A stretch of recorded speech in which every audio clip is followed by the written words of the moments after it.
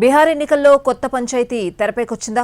మహాకూటమిలో అప్పుడే చీలిక ఏర్పడిందా అంటే అలాగే కనిపిస్తోంది. మహాకూటమి మహాగఠబంధన్కు జేఎంఏ షాక్ ఇచ్చింది. ఒంటరిగానే 6 స్థానాల్లో పోటీకి దిగుతోంది. ఈ పరిణామం ఇండియా కూటమికి, ముఖ్యంగా ఆర్జేడీకి గట్టి దెబ్బ అంటున్నారు పొలిటికల్ అనలిస్టులు.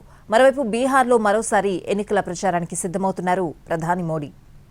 దేశం మొత్తం ఆసక్తిగా గమనిస్తున్న అంశం బీహార్ ఎన్నికలు. ఆ రాష్ట్ర అసెంబ్లీ ఎన్నికలు అధికార ప్రతిపక్ష కూటములకు కీలకంగా మారాయి. అధికార ఎన్డీఏ కూటమి పక్షాల సీట్ల పంపకం పూర్తయింది. ఇప్పుడు ప్రతిపక్ష మహాకూటమి వంతు వచ్చింది.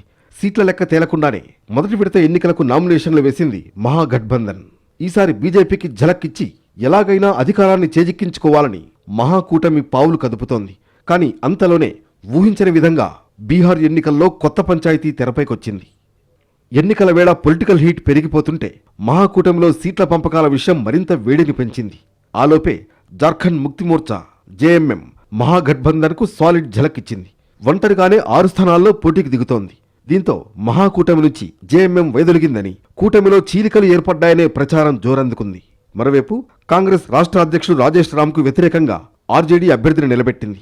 ఇది మహాకూటమి ఇచ్చిందానికి పరోక్ష ప్రకటనగా రాజకీయ విశ్లేషకులు భావిస్తున్నారు. వాస్తవానికి బీహార్ ఎన్నికల్లో మహాకూటమి నుంచి జేఎంఎం పార్టీ బయటకు వచ్చినట్లు ఇప్పటి వరకు ఎలాంటి అధికారిక ప్రకటన వెలువడలేదు.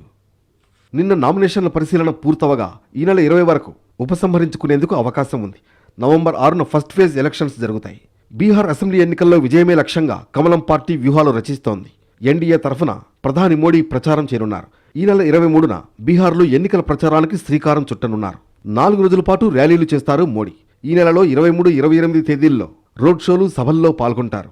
నవంబర్ 1, 3 తేదీల్లో కూడా ప్రచారం చేస్తారు.